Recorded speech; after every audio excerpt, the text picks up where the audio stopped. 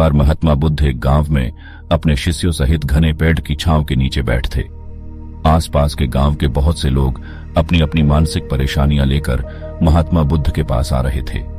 महात्मा बुद्ध उन सब की मानसिक परेशानियों का समाधान देते। सब लोग खुशी खुशी अपनी समस्याओं का समाधान पाकर वहां से लौट रहे थे।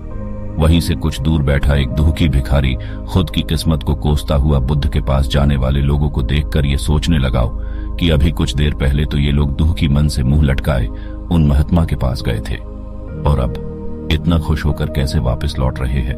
आखिर माजरा क्या है, जरा मैं भी जाकर देखूं कि वो महात्मा ऐसा कौन सा खजाना बांट रहा है इन लोगों को, जो इनके चेहरे खुशी से लाल हो गए।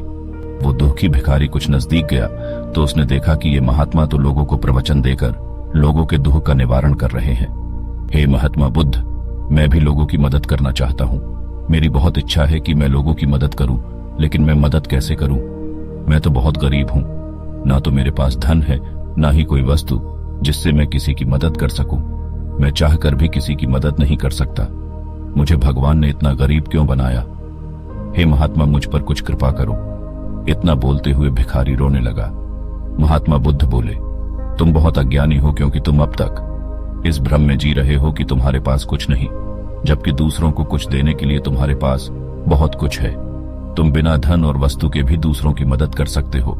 तुम्हारे पास जुबान है जिससे तुम मीठे शब्द बोलकर किसी के दुखी चेहरे पर मुस्कान ला सकते हो। इन्हीं शब्दों की ताकत से तुम किसी के भी टूटते हौसलों को फिर से मजबूत कर सकते हो। इन्हीं शब्दों की ताकत से तुम किसी के भी मन में सकारात्मक विचारधारा के बीज बोकर उसको गलत रास्ते पर जाने से रोक सकते हो।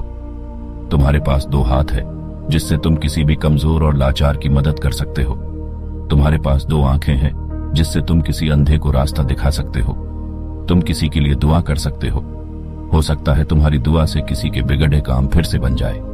तुम किसी की अच्छी सेहत की कामना कर सकते हो, लेकिन अज्ञानतावश तुम अब तक इस बात को समझ नहीं पाए और इस भ्रम में अब तक जीते रहे कि तुम्हारे पास मदद करने के लिए कुछ नहीं। किसी की मदद करने के लिए धन और वस्तु का होना अनिवार्य नहीं है। बिना धन और वस्तु के भी हम कई प्रकार से लोगों की मदद कर सकते हैं। महात्मा बुद्ध के ज्ञान भरे इन सुंदर वचनों को सुन भिखारी के चेहरे पर मुस्कान आ गई और वो खुशी से झूमता हुआ वहां से चला गया। तो देखा दोस्तों, महात्मा बुद्ध के इन बातों से कितना सुंदर ज्ञान जानने को मिला। आज के समय में ऐसे ही बहुत से लोग हैं जो यही सोच सोच कर दुखी होते रहते हैं कि मेरे पास ये नहीं वो नहीं, बल्कि जो है उसी में संतोष करना सीखो और बिना किसी मतलब के लोगों की मदद करो। इन्हीं से आपको परम सुख की प्राप्ति होगी। तो दोस्तों, ये कहानी आपको कैसी लगी कमेंट सेक्शन में जरूर बताना। ऐसे ही मोटिवेशनल वीडियोस के लिए हमारे चैनल को सब्सक्राइब करें। धन्यवाद।